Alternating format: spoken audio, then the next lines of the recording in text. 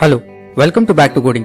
For better understanding of this video, I highly recommend you to check out the previous video or the complete playlist in the description below. Today I'll be talking about how the SQLite helper makes decisions. Before we get started, don't forget to hit that subscribe button and the bell icon so that whenever I publish a video, you get notified instantly about it. Here is a summary of what the SQLite helper does depending on whether the database already exists and the version number of the database. If the database doesn't already exist, the SQLite helper creates the database and the helper onCreate method runs.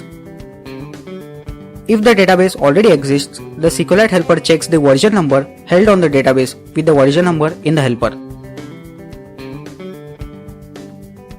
If the version number in the SQLite helper is larger than the version number held on the database, the onUpgrade method is called.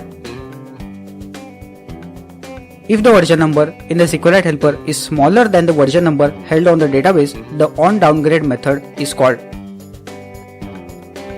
If the version number in the SQLite helper is the same as the version number held on the database, neither method is called.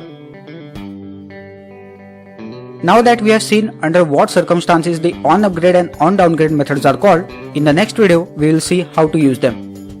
Don't forget to check my other videos which can be helpful to you.